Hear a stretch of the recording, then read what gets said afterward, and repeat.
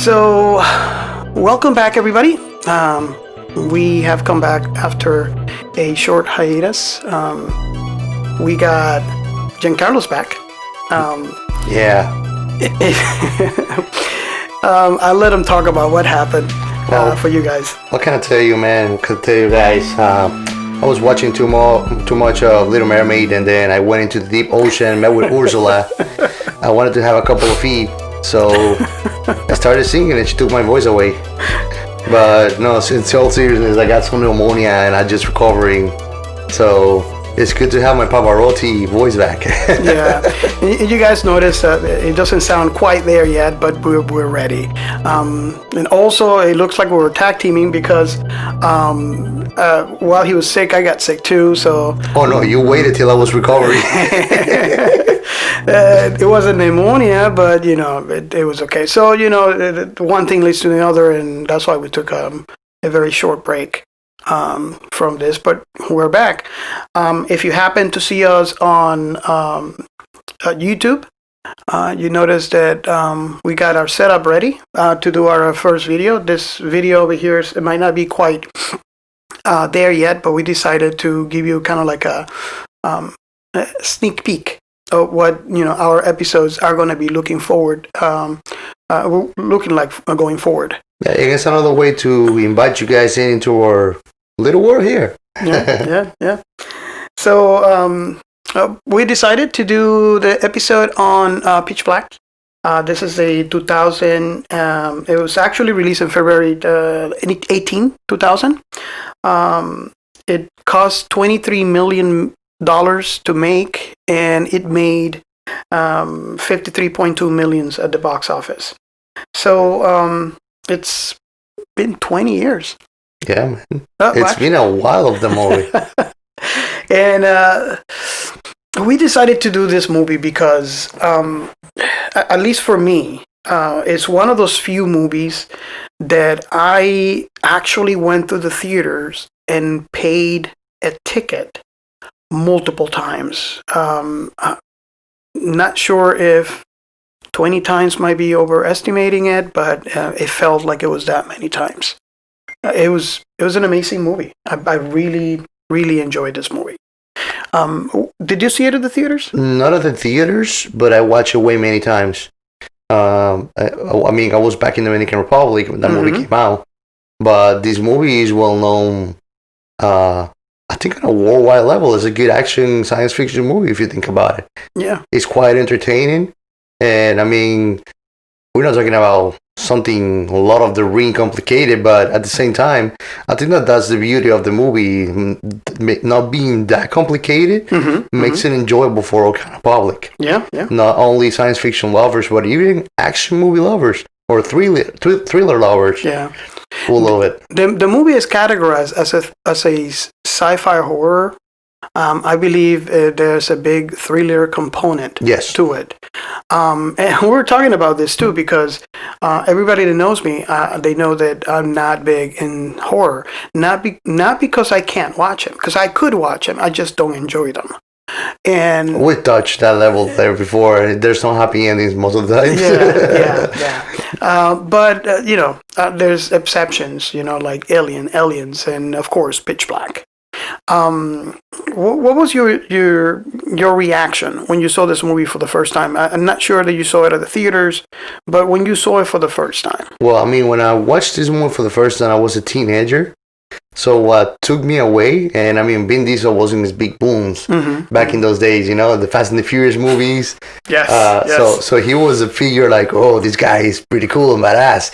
So I think that the biggest element of the movie really is how badass the main character is. Yes. I mean, these motherfuckers has stopped to nothing, Yeah. Nothing scares him. He's just like face on whatever you are, even freaking a titan. Let's go, know? Yeah, nothing really face him. He's just like, whatever, So, I think that maybe as a teenager, as a teenager boy, it imprinted in me the fear of strength. And really the lack of the fearlessness on the character really caught me. And I mean, I've liked Pitch Black and really all the Riddick movies. I like them all. And it's something that I was telling you. Vin Diesel is not the biggest Oscar winner actor or anything, but I think that just like many people for different things, he's very good when it comes to action movies. Mm-hmm. He's a great actor for these kind of movies. Yes, I agree. And he has proven that because you look at many movies that he has and where action is the main component of the storyline, Mm-hmm. it'll keep you entertained and interested in what's going on and what's going to happen. Yeah. This movie we had, I don't know how many. One thing is a fact here. We did not watch this movie continuously. No. Just like many others, this actually was one of the ones that we had to stop many times because there's a lot of things that we were discussing about, what we were watching in the movie. I like to think that by now you have seen this movie. If you have not seen this movie, I strongly recommend you go see it. But the movie starts with, it's a transport. They were mercenaries, right? Well, here's the thing. Here's another discussion point for you. It's a private ship, Okay. right? Transporting private citizens, people that actually paid. Oh my They actually paid to go from point A to point B. We're watching this really. I don't think it was clearly apparent what point A, point B was. I would guess that helium was point B. Well, I was going to say because the religious man wanted to go to Mecca. Yeah. So that's the one thing that was clear through the movie. Now, among the people in this ship, we have what appears to be at the beginning some sort of lawman. Later on, we discover he's not, and a prisoner. So there goes the first question. Yeah, no, when you said that, I was like, I imagining on myself, like you see those buses that come out of jail that look like a regular bus, but it's white and blue. Uh-huh. So I'm imagining one of those with civils and people from jail. So what the heck? You look at it, and everybody's sleeping. They're in some sort of hibernation for the long trip. And you see everybody there, and there's the prisoner. It's like, okay, what? And he's the only one that is not sleeping. Okay. And here's the thing that I don't understand is like, if you notice, and it doesn't happen just in Pitch Black, it happens in the other Riddick movies. Mm-hmm. But usually all the mercs or whoever are transporting are in this cryogenic or hibernation sleep. Mm-hmm. He's not. Yeah. And he did say in the movie, when he was doing his monologue that, everybody's sleeping and how this hibernation system works for everybody but doesn't work for him because it's supposed to shut down everything but the animalistic side in you. And he's explaining that he's all animals and that's why he stayed awake all throughout. Which, if you think about it, that's messed up. Because, imagine if you're traveling, let's not put it that far. Let's say, for example, you're traveling for a year, right, in space. I woke on a spaceship, like not being able to move, restrained for a year. That's messed up. And how do they fit him?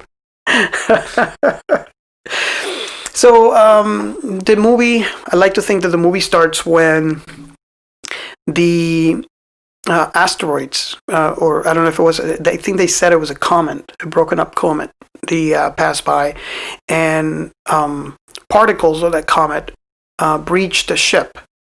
And, I like to think that it took some major instruments on the ship alongside the captain. So the ship, I guess, through some sort of emergency system, woke up the co-captain. Yeah, something like that. And that's what the whole movie actually started, where now she's awake. They have an emergency. All the alarms are going off because they're venting air. And when they realize, they get to the cockpit or the bridge, whoever you want to call them, the spaceships, they realize that they're actually on the entering point to this planet. It brings us to another discussion that we were having. On re-entry, the ship was falling apart. And eventually it got to the point when there was only the cockpit alongside the habitat area, which is where everybody was at. Everything else from the ship was gone at this point. Well, and the habitat area was like half open, so when you're stepping on the habitat area, you can see everything outside. Exactly. From it. So we were having this discussion, and I'm sure we're not the only one. We're watching a couple of YouTube videos where it looks like everybody's having the same discussion. During this scene, the cockpit windshield broke. Yes. So first question that we have, okay, why is not the co-captain girl dead? Or made ground beef. Yeah, ground beef, yeah. So I don't know, you guys might think differently. I was kind of calculating, we kind of replayed the scene. Yeah. And I'm trying to see, based on what I can see on the movie, what the speed the ship is going through, which is obviously it's kind of hard to do because you don't have number one is a sci-fi movie. Yeah. So all we have to go by is what we could see, and what I see on the screen, it wasn't maybe 55 miles per hour. Yeah. Which brings up more questions. Uh-huh. Because then it makes you feel like, so why the ship got completely torn apart if it's going 50 miles per hour? Something so large and sturdy. I mean, our cars don't rip themselves apart in highway accidents at 70, 80 miles. So why something so large became, shredded trash I think at that speed? I think it was a combination of things. Because during re-entry, in any planet, the friction of the atmosphere is going to heat the ship up. So I like to think, again, this is far-fetching here, that it broke apart during that phase. And then the final piece that broke off when they passed that point, that the ship actually cooled off. When they passed that point, I like to think that the ship was already weak. Because normally the re-entry wouldn't be at that angle. Yeah. So that the last part that you're mentioning broke off because it was already weak because of the poor angle of re-entry into the planet. Again, I am not a NASA rocket scientist, so take that with a grain of salt. But that's just me trying to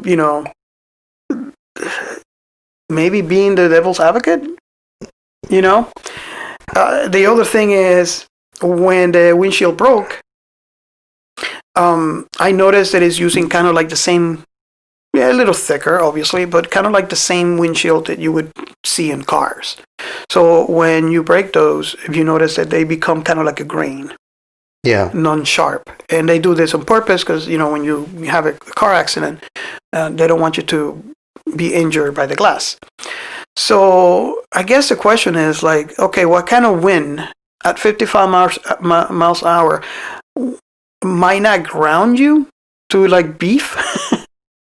But I like to think maybe it will bruise you. At least. And heat on the planet. That's another question that I was having. That left me wondering about the biology of the planet. Mm-hmm. But then again, they have a blue dwarf. They have two suns. These planets have two suns. They have a blue dwarf. And watching many documentaries and reading about it in astrophysics, I've learned they do not generate as much heat as our own sun, which is a tiny drop compared to the closest star that we have. I kind of did some minor research here. And we noticed that it had a yellow and a blue. Yeah. Now, the yellow one, if I'm not mistaken, it is midlife. So It's kind of like our sun. The typical, which I don't know, how close was this because there were different distances based on what we saw. If I'm not mistaken, the red one was further, not that much, but it was the furthest star in the orbit with this planet. Because the thing is, I think it was more like the yellow side of the spectrum than red. Red are typically new stars, so they're typically a little colder. But then again, this was closer. So if it's a yellow star, we would be a lot closer to that sun. I mean, they would be a lot closer to the sun than we are to our sun. Yeah. So that would be probably the source of the heat. Now, but we don't really know the size of the sun. This could have been a smaller sun than our actual sun. Yeah. Although it leaves me wondering, because still you have this giant planet with asteroid rings that is in the orbit right in front of it. Yeah. So it brings a lot of astrological questions about what's a hospitable zone, how these two suns really create an ambience where this planet that it seems far enough. I think it feels even further than what our Earth is from our sun. Really will make it a hospitable zone planet in that system. Now, but I don't think that they put really much scientific fact into the plot of the movie. They didn't. Maybe the writer, if there was a book, might put a little bit more stock into it. But for the movies, we already got the idea that this is all more for, the cinematics aspect of it than the actual science. But and the reason why I'm saying yellow is because the yellows are usually, all color suns are usually based on their mass. Yeah. So the colors are based on the mass. So if it's totally yellow, we can't really tell from this here. Assuming that it is yellow, it will be the same mass of our sun. But if we look at the movie, we know that, it might be a little bit, it might be a little red in there. I would venture to guess even bigger, so it makes this planet that seems obviously further from it. If it's bigger, it needs to be on the white side, yellowish white. The mass, I believe the mass goes with the color. So red is small, yellow is bigger, yellow is white, or white is a lot bigger than the yellow. Remember, you also have red dwarfs too. Yeah, but we're talking about dwarfs. Yeah. And, that there are, I think, about 25,000 plus centigrades and temperature for the red. The yellow is, we're talking about 6,000. Okay. And so it will make sense that it's a bit further and still generate enough heat to create. That's what I think. A hospitable zone around that area. It's almost, to be honest with you, don't you agree it was kind of like orange? Yeah, they actually didn't waste time on making sure they pictured that. And you can actually see the changes of scenery when the blue dwarfs comes. Yeah, because the orange is actually 3,400 centigrades. Okay. But we also have two blue. Wasn't it one? It's 1 and 1, because even when they go in the movie later on and they're checking on the little thing that has like all the planets that they actually can simulate the date. Yeah. There's 2 suns only, and they align one behind the other. They're blue on the back, and then you have the giant sphere with this asteroid belt. The reason why I was confused is because you notice that scene when they're looking at the suns. They're looking on one side and it's one color. They look at the other side, it's blue. So there's 2. So there's one from this side and one from the other side. Yeah, they even say it. This planet is supposed to be in perpetual daylight. Exactly. So here's where it becomes interesting. Blue has a bigger mass. So let's assume the other one is orange, right? Just for the point of the argument. That one is 3,400 centigrades. But blue shouldn't be hotter, because based on what I've learned, it's supposed to be a dying star, so the mass component is actually not as heavy as the other ones. The blue is very hot with helium star. It's 28 1,600 centigrades. Okay. So it's a little farther than the orange one. Yeah, that's for sure. So regardless, we have a combination of those two temperatures hitting that planet. So I don't know. It should have raised the heat when they are on the same side of the sky, right? Yes. I agree with you. Granted, it's not going to burn based on what we saw in there, it's not going to burn the surface, but it shouldn't make it livable for human beings to walk over it either. Yeah, I kind of had that question. I mean, think about it. You go to the Sahara Desert and you're going to die if you stay for more than a day outside. And that's just one sun in our planet, just based on the equatorial line that creates bigger proximity to it from our Earth. That's minuscule compared to the space on outer space. Yeah. So imagine this with two suns, and you're telling me that the blue is hotter. And if you think about it, it's not like he's 3 suns behind the other one. They are very close when they are in orbit, which is kind of funny because in all the things too, when they get aligned, they should clash with the gravitational pull. Well, no, I've seen dual suns. Like if you go to NASA, there's examples of solar systems. But they say that the dual suns are dancing around each other, and eventually they're going to clash. These things... Depending on the gravity.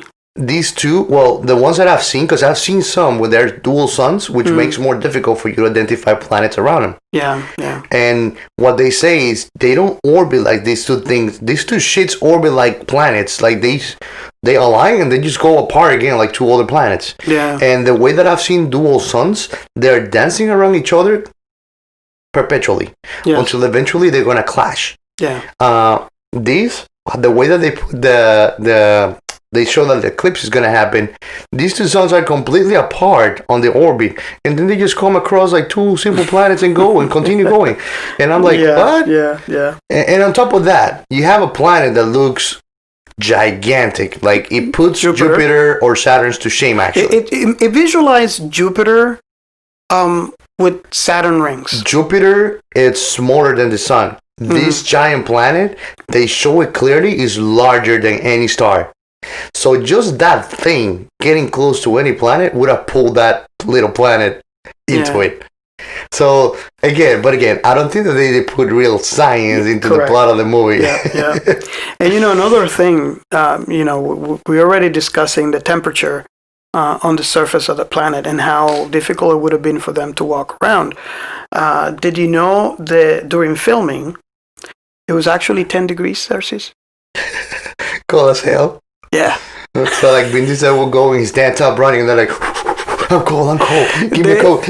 I think I read somewhere that the cast of the the filming, not the cast, but the people that worked in the filming, they were actually squirting the cast with like bottles of water to simulate that they're sweating. That would have been... You imagine you being spraying water in a cold... No. Fuck no, man. Screw that shit. Oh, man. So, yeah. So, going past this point... Well, it actually makes sense that they're drinking hard liqueurs in the middle of the desert and not dying of dehydration. Yeah, that's another thing, too. It's like, okay, they get there. They realize, okay, there's no water. And one of these guys is a merc, some sort of mercenary not mercenary. He looks like a mixer of mercenary with scholar. Yeah. Well, he has relics and old weapons and old shields and like stuff like he got from a museum apparently. And he has old like rum and wine. Inside of a coffin that looks like a mummy coffin. Yeah. So it's like, okay, there's no water. Let's drink rum. Smart. Okay. So, moving on. so yeah, but like the forceful crash, and there's Riddick tied up, and everybody's seeing like what we're gonna do when like there's very little survivors. Yeah. There's like what six survivors? I think this movie kind of becomes like one of your those kind of movies that when you start watching, you decide, okay, let's play this game. Who goes next? Mm-hmm. I think it was 7 survivors and Riddick, making it 8 in total. Mm-hmm. Because you had the imam, they call him, the religious guy. and he was with 3 kids. Then you had this actress girl that you told me that you've seen in other action movies. Oh, Claudia Black. Claudia Black. Then you have the Merc guy. He does a very good role for bad guys in all the movies I watch. And the captain girl and Riddick. That's it. Wow. And there was a guy that there was 2 other guys, but they didn't make it through the first 20 minutes of the movie. Yeah. Well, one was the captain, and he's the first one that we see die. No, not the captain. There was this guy after the crash. He comes running to the door, and Claudia Black almost slashes his face. Oh no! But this is not from the crash. I thought this guy was from. I mean, I might be wrong. No, he's from the crash because he comes running, and he's like, "I thought you guys were the only survivors of the crash." And he's like all suffocated, like he's been running. So he was one of the survivors. So then this other guy just poke him out full of holes from the back, shoot him out, thinking that he's Riddick when he doesn't really look like Riddick. I thought that was kind of stupid because, I mean, Riddick, he wasn't completely bald. I mean, he becomes completely bald later in the movie, but he did not have hair. No. And you see someone from the back of the head, and you see hair, that's not Riddick. In completely different clothes. Completely. So, while they're discussing what they're going to do with Riddick. Yeah. We see Riddick escaping. He dislocated his shoulder. Kind of like, I don't know if you guys seen Lethal Weapon. Yeah. Did you know that he actually did that stunt himself? Yeah. I don't know, man. I don't know. I mean, how much would you pay me for do something like that? Well, with all the videos the movie did, like cut my arms and put 2 new ones. I got the money to pay for them. So he actually escaped, and then the movie became more interesting because now everybody is thinking that he's going to come back and kill everybody. So now everybody's after or trying to get some clues as to where he's at. And they're just panicking, like, oh, he might be anywhere. And the funny thing is, the motherfucker is just creeping around, chilling, studying them all. That was one of the funny things in the movie. How he's just like, he's just right there. They're talking about him, and it's just, under their noses, and nobody notices. There's a scene when he made up a knife out of a bone, and he had the knife onto, the co-captain's back. He could have just killed her right there. No one would have ever known. And what he ended up doing was just cutting the hair and smelling it. Yep. Just he could have get more animal creepy. Yeah. He was like, blonde hair, sexy. So, we have them now looking for Riddick and also looking for water. And also trying to survive. So we got this guy. I can't remember what he was. He I think he's one of the first ones that noticed the minor caves that are all over. Yes. Was it in the camp? No, that was not in the camp. That was nearby the crash site. So he put like some kind of tarp to cover him from the sun, and he's just excavating there. Okay, so you're in an strange planet, and you see a hole in the ground. There lived a hobbit. I mean, I don't think I go poking around holes in my backyard. much less on a planet you don't know what the heck is there. Wow. Well, I know, it's part of the story, but I just saw that part and I was like, I don't know. Pretty smart guy. So maybe he was a spelunker or something. So, obviously he goes looking into it, and we don't know what happened. He got pulled over. And no, I remember what happens. Because Riddick, casually, he's just standing right behind him while he's not noticing, and just watches as something just makes a noise. He pokes half of his body into the hole to look at it, and just gets squirm and just blended into the hole and gets splattered all over it. At that particular scene, we don't see exactly what happened, but there was blood everywhere. Mm-hmm.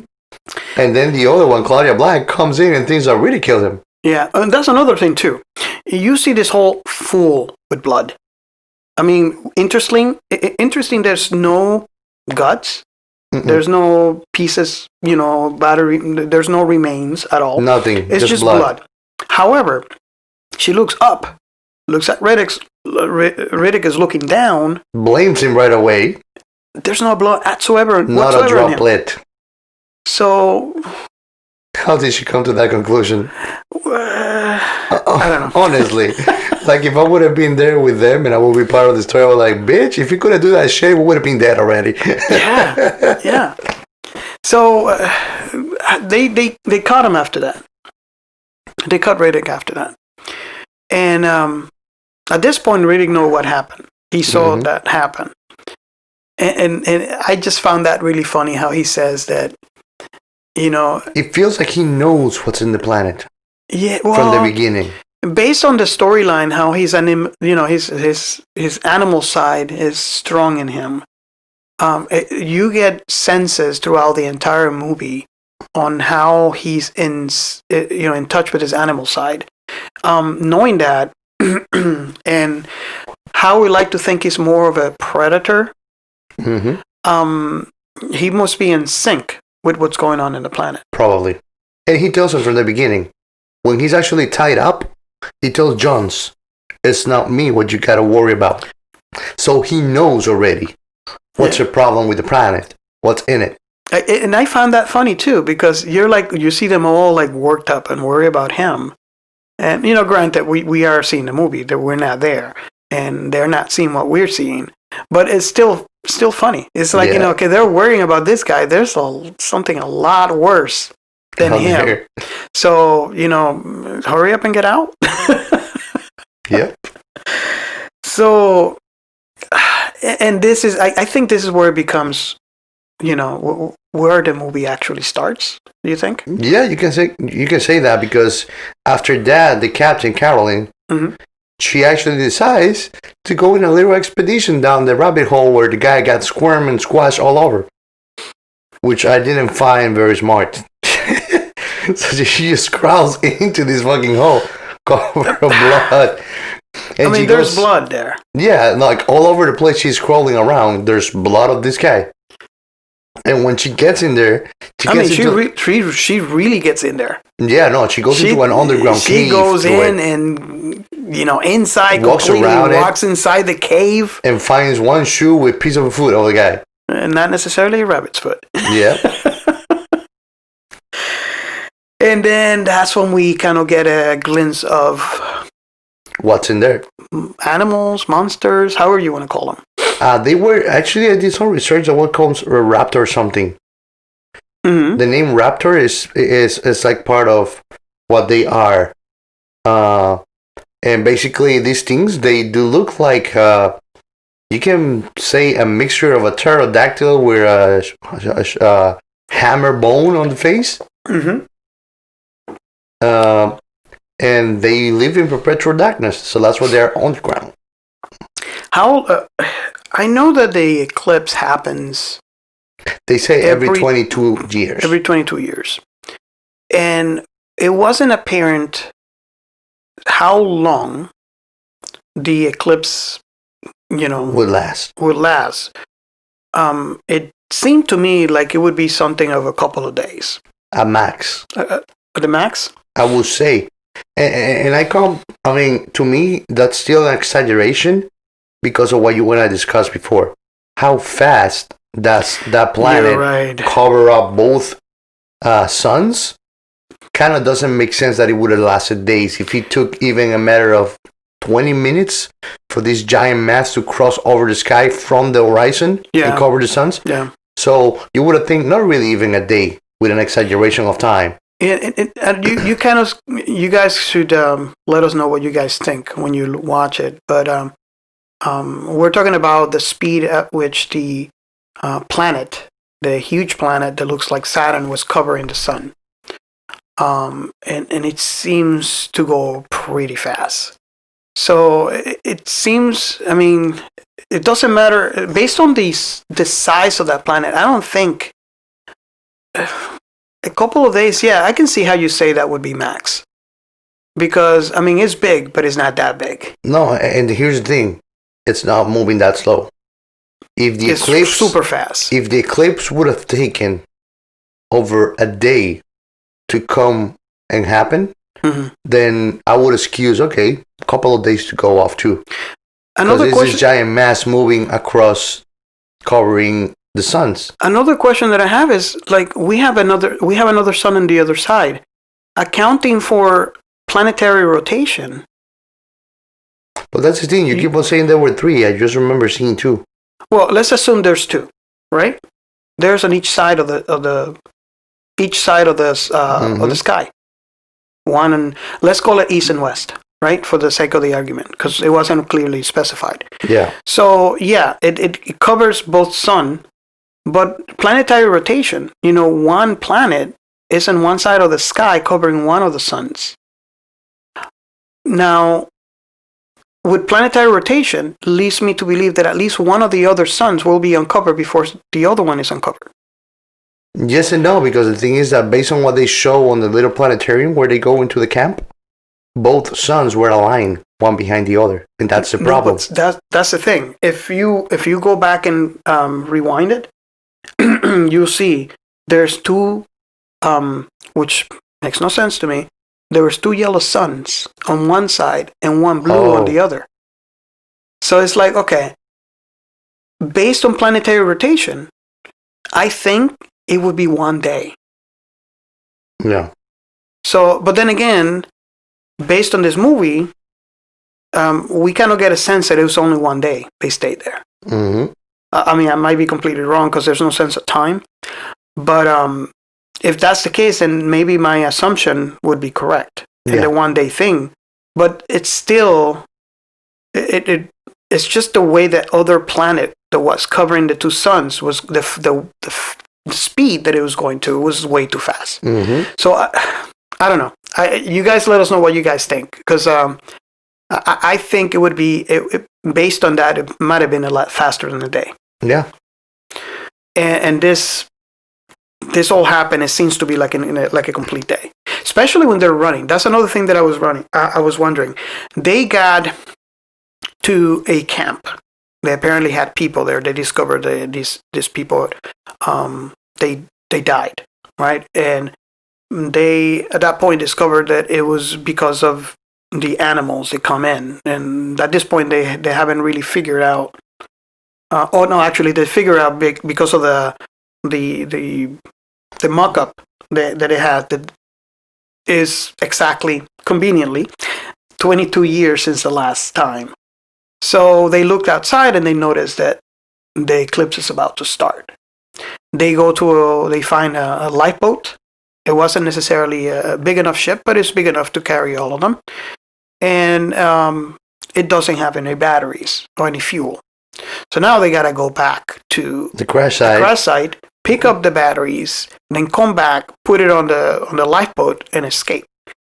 And so they started the run when the sun was going down.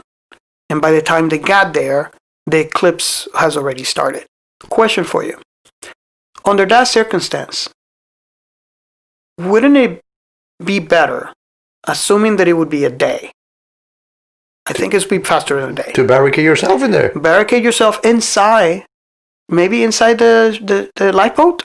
Yeah. Because we know that, the other... Well, that's the thing. I don't know why these things can identify living forms everywhere.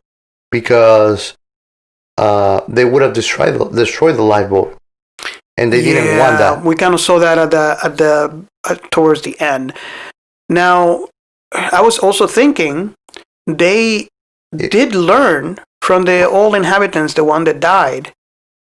Couldn't they just prepared maybe a room inside that structure to where because we already know that they were kind of successful the people that died before there, but they forgot to lock the cellar. Yeah. And they came in through the cellar. Yes. So I like to think that there's another place in that structure that could be fortified, like they fortified this one that doesn't have a cellar, or even if it has a cellar, figure out a way to, they have soldering. They could solder a metal plate or a metal plank into it. I don't know. I'm just thinking. I just think that it would have been better for them to just hunker down and wait a day. I think that was a smart thing to do, but at the same time, I don't know if you noticed, when they're on the crash site and they're trying to go back into the camp with the batteries, these things actually can poke holes with their claws through the metal walls, because the E-Man is laying against the metal wall of the ship, and this thing just pokes with like something that looks like a knife straight next to his face, almost cutting his skull. So that leaves you to think there's not really anywhere to freaking hide away, unless it's a closed cave with way too many rocks we cannot really move. Yeah. So there's no safe place. So that's why it doesn't matter what you do. If there's darkness, they're gonna come and hunt you, and they're gonna do it anyways. They're gonna rip apart the roof. They're gonna break this metal. It has to be like steel.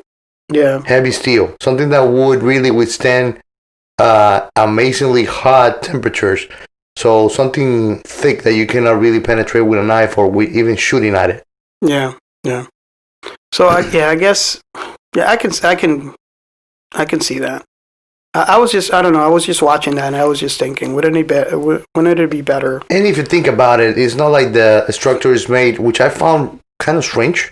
But the structures are not made with hard or heavy enough materials that even a human with enough tools could really rip apart through these walls. Yeah. Like even with a goat leg or something, you could really break it down. It looks like, I don't know, I find kind of ridiculous. They made these little camps with something that looks like a aluminum or zinc. Yeah. Well, what do you think about when they decided to go after the batteries to the crash site? And they go on this vehicle that is running on solar power. Well, my thought when they said that, in my head, I just heard the director saying, "Let's make the movie far more interesting." Survival is on. I don't know why not.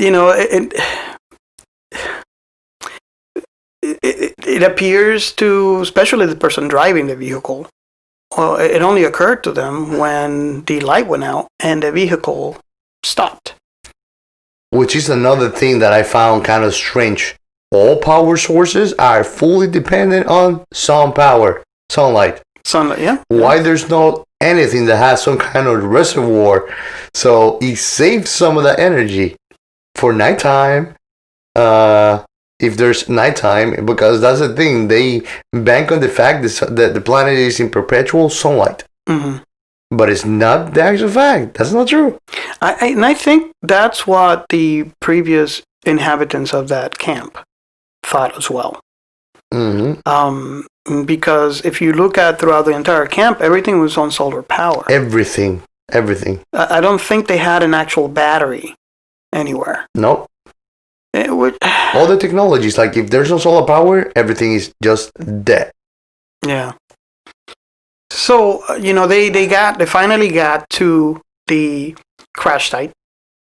I think they started running because that's when the solar eclipse started, and you can hear these animals coming out. In swarms. They're like huge swarms of them coming out. And every single one of them looked like the size of a falcon. Yeah. I mean, we know that there are smaller ones as well. No, those are the small ones. That's the funny thing. The baby. I was going to do it in order. The swarm, every single one of the swarm, they are like a size of a falcon, which is already scary enough. Yeah. Once they are all done, and pitch black darkness takes over the sky, you see these giant things that are bigger than a freaking lion. Well, actually, flying. Cow size. They're huge, gigantic. But there's many of them, many, thousands, I would say. So, I think was Riddick and the Claudia Black. Claudia Black, yeah. She was. They were left on the. They haven't made it to the ship yet, where they were gonna shelter. And they're both just looking at the swarm, kind of like perplexed, and we can hear. I think who asked Riddick, what do you see? And he just says, beautiful. I'm like, have you thought you want to start running back to the site? Would you expect that from a guy that lacks fear? Well, he doesn't know that shit. Even Claudia Black, she was just there and just cursing. I think she was in shock. Yeah. How about her character was in shock in there? It's like when you're gonna be hit by a car and you don't jump out of the way, you just like looking at it and let it just approach. It's like it's a state of shock. So she's not doing anything. It's like really would have to just bitch slap the fuck out of her face, like come back to your senses, let's go.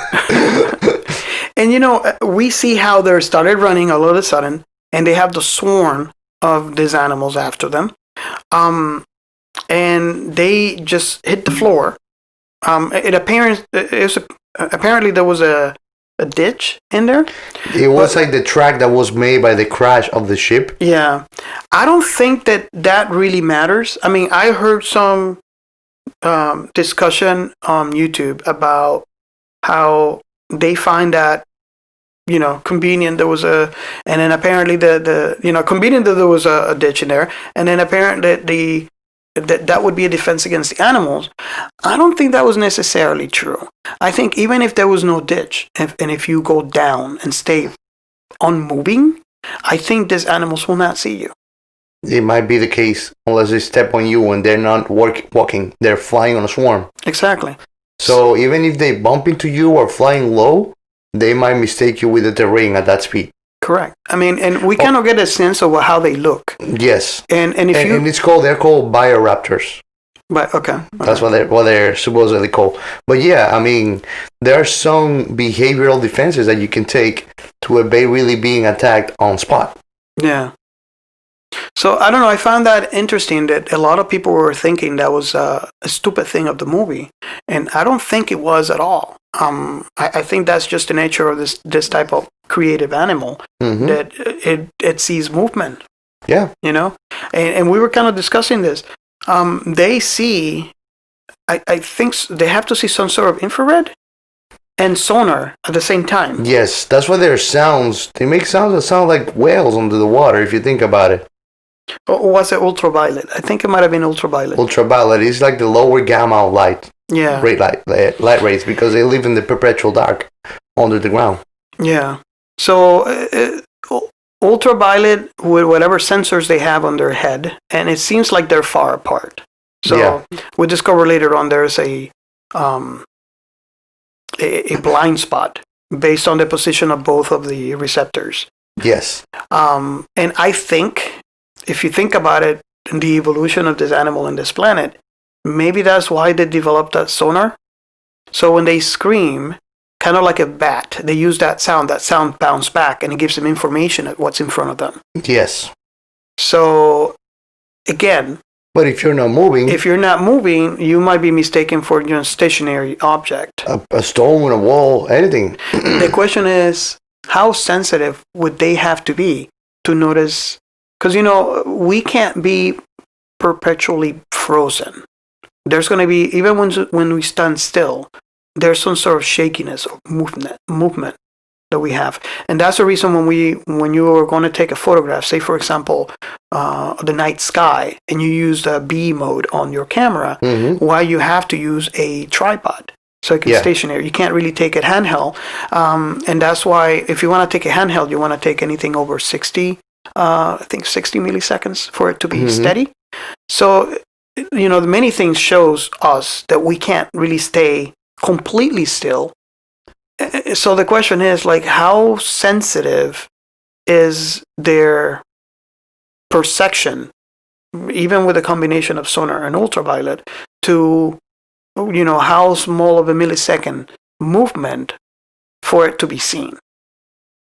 It could be... based on what I see right here, maybe it would be 60 or maybe 100 milliseconds. Yeah. Before, because that would explain as to why you could be. Well, but then again, when he was looking at, yeah, no, you're right. Because there was a scene where Riddick and the boy in the ship, yeah, they were looking at this thing, and this thing was looking back, but it wasn't doing anything. But there was another one right above them too, and he told them don't move. And the thing was like even like shooting with its claw, like making movement of attack, but not really approaching. And I'm gonna go even further. Even when you look at a documentary of like sharks hunting in the night, they would not see a freaking octopus that is disguised as a rock in plain sight. And this thing, it's pulsating and moving very slowly, but it is. It's not dead, not breathing. Yeah. So, and what a shark use in the pitch black of night? Sonar. Yeah. So I think it can go unnoticed because at the end of the day, on Earth or on any planet, you're still standing on a giant form living organism. Yeah. That is not still completely dead, like not moving. There's still micro movement even on the environment. Even right now, as we see, we don't feel it because we are already accustomed and we have evolved with these changes. But Earth is moving constantly. Yes. And shaking. It's moving really fast. Yeah. And we don't feel it at all. So I think that's why these things are not sharp like a laser. You know, they are accurate, but they are not 150% accurate either. So a standstill figure, even if it's alive, could be unnoticed if quiet enough. Yeah. And it seems to me that the bioraptors are kind of deaf because you see many parts where they are like even Riddick, he's trying to stand still to let them go by, and he talks in very low voice while he's still talking. Any other predator that has audible sensory perception would have known already where that thing is. I kind of got the same feeling too. I think the only receptors that these animals have the minimal visual. They have ultraviolet and the sonar with their voice, but there's no real audio they can hear. Yeah, because remember again, the sonar kind of is a kind of an ultrasound. So even though you can hear it, you don't have the receptors that thing has to receive those waves on a way that it would allow you to create a visual feel with those waves. Yeah. So much sharks do have it. Sharks do not emit any kind of sound. Yeah. Yeah. When they use it, even snakes, if I'm not mistaken. I think that some snakes, they do have it, and it's not like they create a sound to emit these waves that will create that receptory wave kickback to allow them to visualize. And they were photosensitive too, which explain why during the day they're completely hidden. So that brings another question too. So that means we have these animals that are underground for 22 years? And they only come out one time every 22 years? I don't know what to think about that. It's like playing the lottery, man, but in the other way. I mean, evolution on a planet is supposed to happen. You know, what's best for, like, let me put it this way, the animal... They should have evolved into a way that actually could withstand some sort of light. Yeah. That's the truth. Yeah. And I mean, they fly, so it leaves you wondering, why do they fly if they are some kind of underground living creature? And it leads me to believe, too, that they are actually feeding underground for 22 years. That's feeding something off else. Of each other. Yeah, they feed off of each other. That's certain to me. Because you don't see any other kind of living form. But something that left me a little bit wondering is that it seems that they also go jumpy on the scent or smell of blood. Yes. Yet their blood is not of the same biological composition of ours. So they have smell. It seems. You're right. I mean, now that I think about it, because it's very clearly apparent when they are on the way back. It's completely black, and they decided to let Riddick, since he's the only one they could see in the dark, guide them through. This is when we discover, okay, he mentions we're gonna get we're gonna get seen really fast because she's bleeding, and everybody assumed that the pilot was hurt, and he said, no, not her. Jack. Jack. Which everybody. It was a girl trying to be passed on as a boy, not to be taken as a weakling, or I don't know. Yeah. So I think it might have been. I honestly think it was a clever way to provide a shocker for showing that who you thought it was a boy, it is actually a girl. But I know some people that didn't like that being a plot twist. For me, it was ridiculous because the voice of Jack was quite feminine from the beginning. Yeah. So it was not even a shocker to me. Actually, to me, I don't know if the actress or actor of Jack was a boy really in that movie, but it had a delicate countenance, so it could be passed on as a girl very easy. And to me, it looked like a girl actually. Yeah, I think the name was Rihanna Griffin. Go figure. Yeah, it was a girl, and he talks like a girl. That's the thing. When Jack is talking, I hear a girl, a teenager girl talking, not a boy. Yeah. So, I don't know. I think personally, I think it was clever. Me too. I think that getting annoyed about that is just being petty. Sorry for whoever bothers with that. It's part of the plot, and that's it. Yeah, it definitely is part of the plot, and that brings a little It's like that steering on the pot to tell the crew we are not out in the clear yet. We're still running a big risk. Yeah. And I mean, by these heights already, when they took off from the ship, they kind of roll up on these weird dark glowing tubes. Oh yeah, the worms. They're kind of no. They have these pipes or like tubes that they were hooked up where the batteries the neon, were. Yes, the neon. Yes, I remember those. Yeah. Yeah, and then the professor guy, which I never understood this more. And the first thing is that when they're in the ship before leaving, he just wanted to go and run outside and escape. And I'm like, what the heck? You want to run away from one or two that are inside the ship against thousands that are swarming outside? So I'm like, how smart is this guy? And then he drops something when they're outside on the pitch black. I think it was one of those bottles of. No, it was like a metal item. It actually looked like the gilt of a lightsaber. Oh, okay. One of his artifacts. Yes. But it's like, really, man, you're just gonna put everything on risk and try to crawl away from that thing and freak out? Didn't he take his things, the lights off? Yeah, everybody was wrapped in the cables, which I think it was stupid ridiculous. So he just run away from the center, and since he's wrapped on the tubes, he just ripped apart the center of it, which was lining everybody up. So everything just went dark.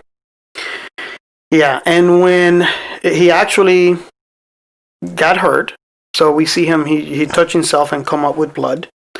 And he got, I think, some of it, whatever alcohol he was drinking. From a flask. And from a flask. And lit it on fire to I guess he wanted to see what's around. Like a pyroman, he just spit up in the air. And that's when we discovered what was all around everyone. Which makes a lot of sense. Swarms are the big ones. They're surrounded by the big ones. I mean, there are all kinds all around. Mm-hmm. Of course, he got completely, chewed up by these monsters. But that's when we get a glimpse of, they're walking around, and you see them walking around like nothing's really going around. Nothing's going on around them. Yeah, you're just tranquil darkness. It's amazing how, out of sight, out of mind. Yep. Because they're surrounded by them, and they're just looking, and there's no path. They're probably making a path for them because of the light. because they're photosensitive. Lights does hurt them, but whoa, they're surrounded. Yep. It was really scary. And also, this is another part where we actually lose another character. John. Riddick was it John? John, yeah, Riddick's nemesis. He picked a fight, which why would you pick a fight when? Well, if you think about it, John was distrustful of Riddick from the beginning, and kind of quite a sketchy character. If you think about it, remember he was drugging himself on morphine the whole trip along. So he was like a merc trying to paint himself as a noble police. But he was really a crooked merc and a drug addict.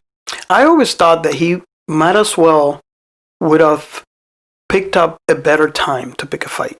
Yeah.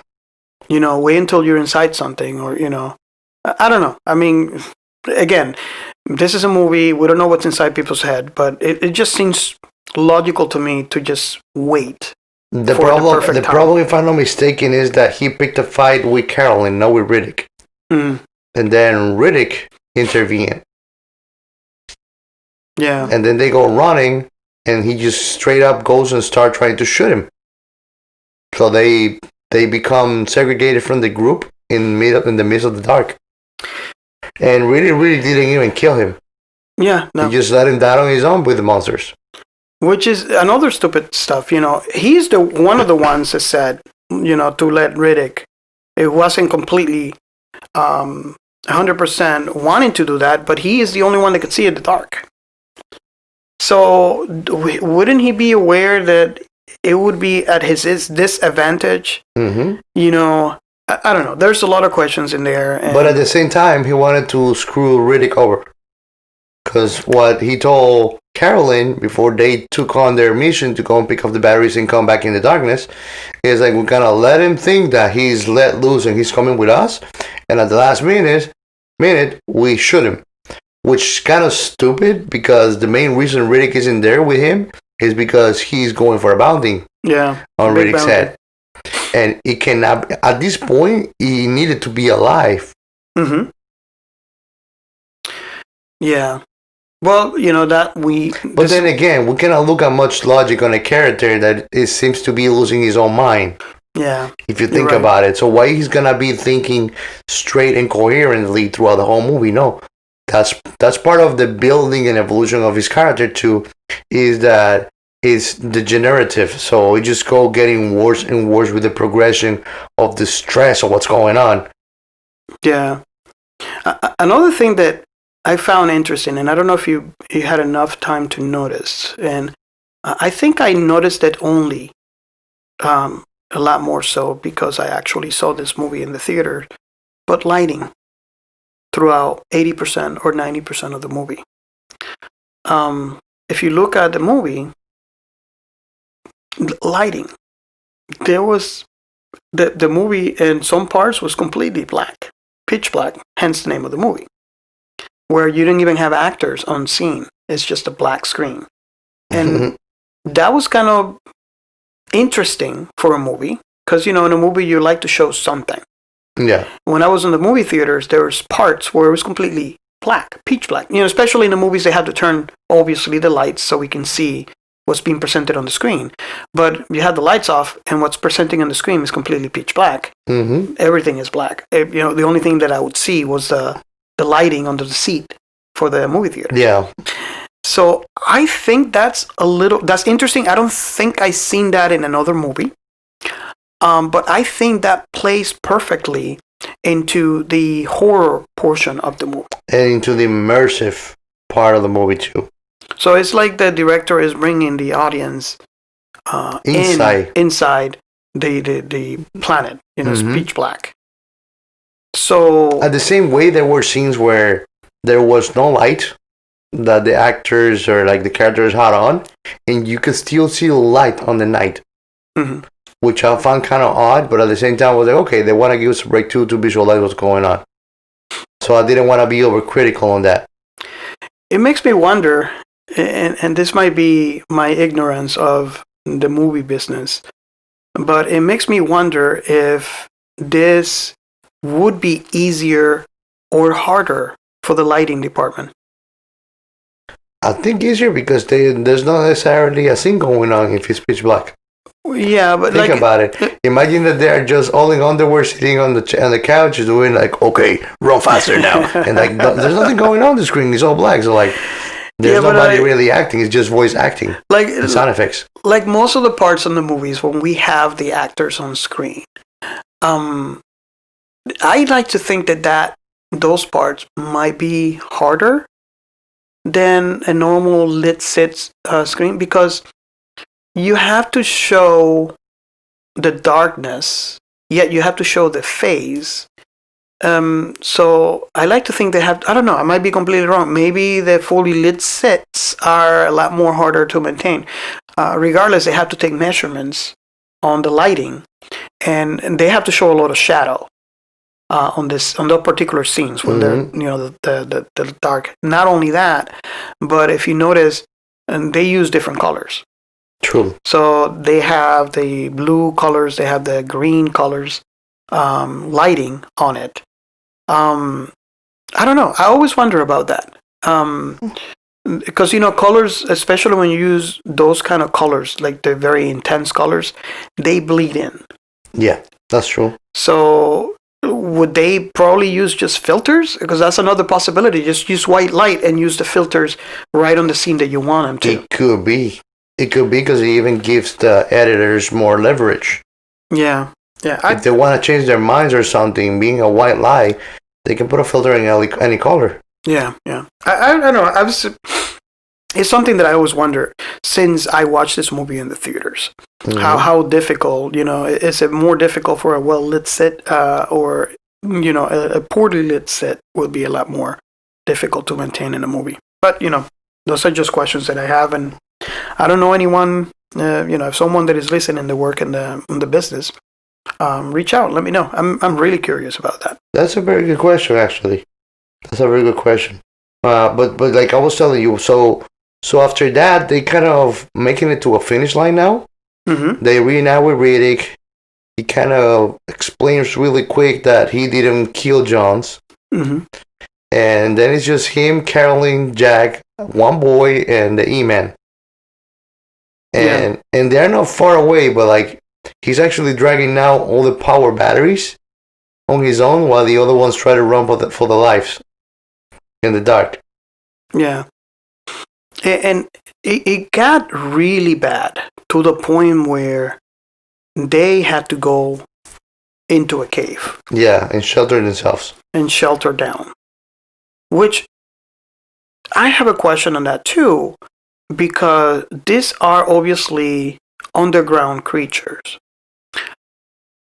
Would it be possible they would be able to hunker down for a day on that cave without those creatures making a hole and get into them? Maybe yes, maybe no. The only thing is that if you think about it, if Riddick, which is a mere kind of humanoid, was able to roll up a rock, these things, kicking and beating the heck out of that boulder, mm-hmm. could have just taken it off too. And they are not completely sealed from the outside. So these animals can still smell them and sense them. Yeah, that's the thing, that it's apparent that they can smell. And even stronger is the fact that he said, because Jack was bleeding and Jack was in the cave. So if there's a sense of smell, either they can drill to the cave or figure out a way to remove that rock. Mm-hmm.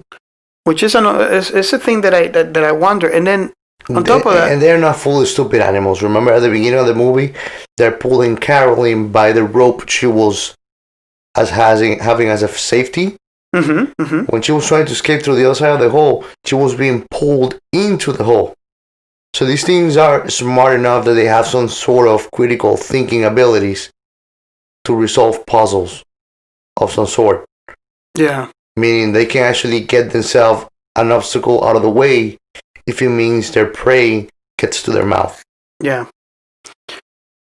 And this leads to another another thing in the movie is that Riddick left them in that cave with the promise of going and getting help.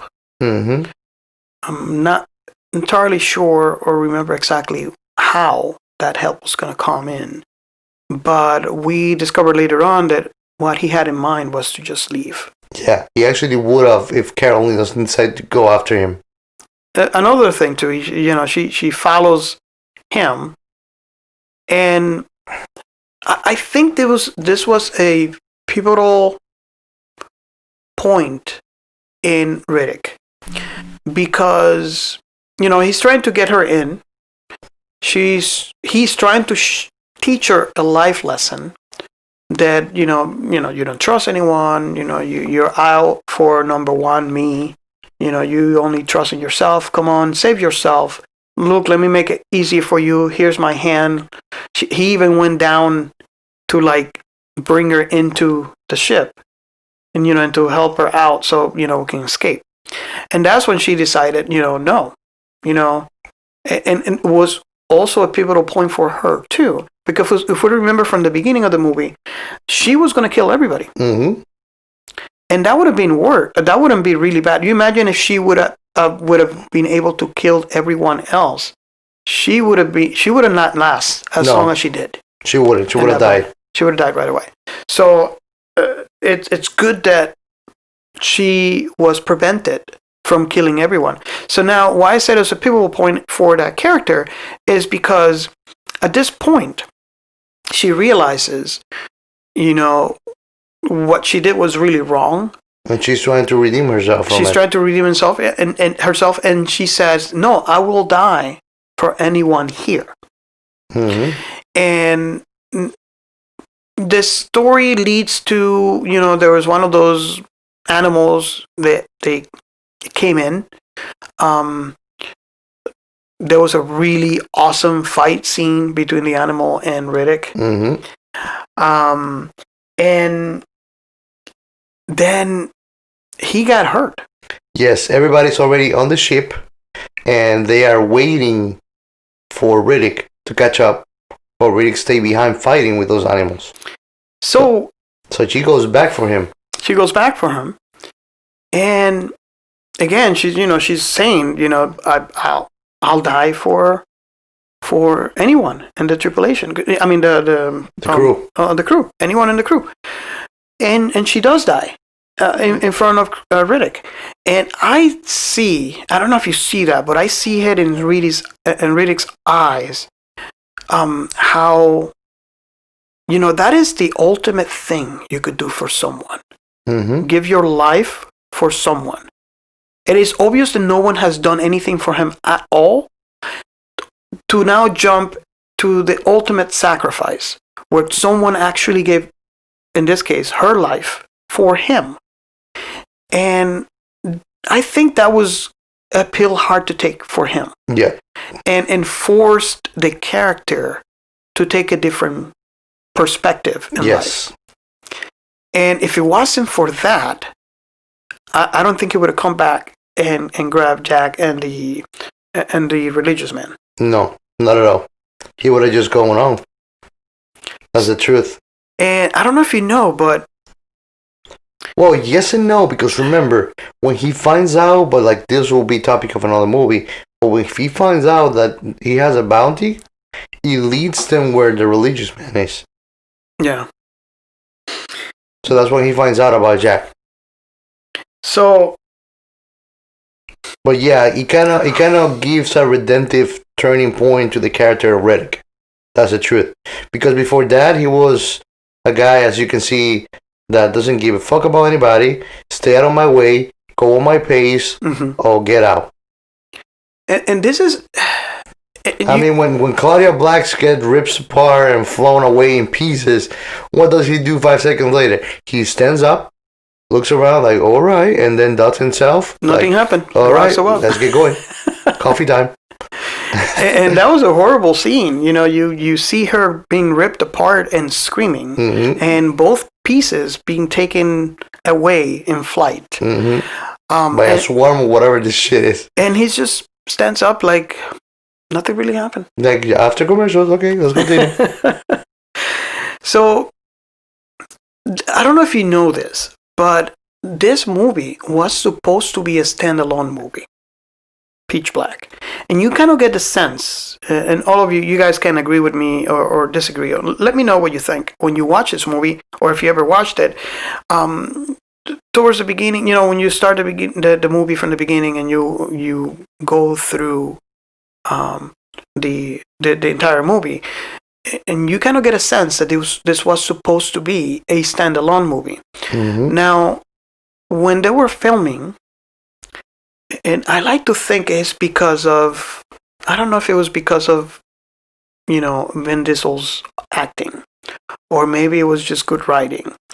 But the character of Riddick got really interesting to where, while filming the movie, because in this movie he was supposed to die at the end. Okay. And they find the character so intriguing that during the filming of the movie, they changed him to where he doesn't die at the end, and they did it open-ended to give a chance for sequels. And the survivors were actually critical part of playing through the sequels. Exactly. But, I always found that interesting because even when the movie ended, they left it with the possibility of a sequel, but they none of them knew if it was going to happen or not. Yeah. It's only after the success of the film they decided, okay, you guys were right in changing the ending of this movie. Let's go ahead and do a sequel. So I don't know if maybe it's a combination of both. Maybe it's good writing and a good acting from Vin Diesel. Yeah. What is your thought? I mean, did you notice? I didn't know that, but do you get any feeling onto this fact? Not to be honest, for me, it seems that he played out perfectly. Like I told you, I love all the movies about Riddick. So I think he played out for the best. If he was standalone, I'm glad he didn't. Yeah. Because then I don't see how really he would have come playing so greatly that he had a point where to go back to retrace why he's being chased. Somehow, the people from this movie, the E-Man, is connected to him being searched. Yeah. Yeah. Somehow. So I think he played perfectly, and it gave more content to the personality of Riddick than just an apex predator animal with no feelings for shit on this world. Yeah. Yeah. He appears to be like that, tough guy or anything, but he has a soft side too. In earlier drafts of this movie, Riddick was supposed to be a woman. Oh, go figure. So there's a lot of things that was. I mean, I like to think that was changed earlier, during the draft, But the one thing that I find interesting is the fact that Riddick was supposed to die, and that was changed during filming.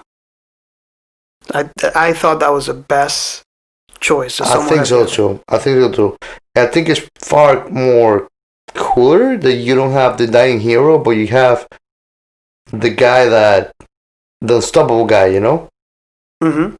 God knows if we get another fourth Riddick movie someday. I would go see it. Yeah. I would go see it. So you guys let us know what you think. If you watched the movie, if you haven't watched it. If you haven't watched it, go watch it and let us know what you think. And comment, go into, you can reach us out on Twitter. You can reach us out on Discord. We have the link on the description. And just so you guys know, we are a member of the Let's Chat Network. So I'm excited about that. Yeah. So just reach us out there. But, let us know. Let us know what you guys think. And I hope you enjoy our show. And, stick around for the following shows.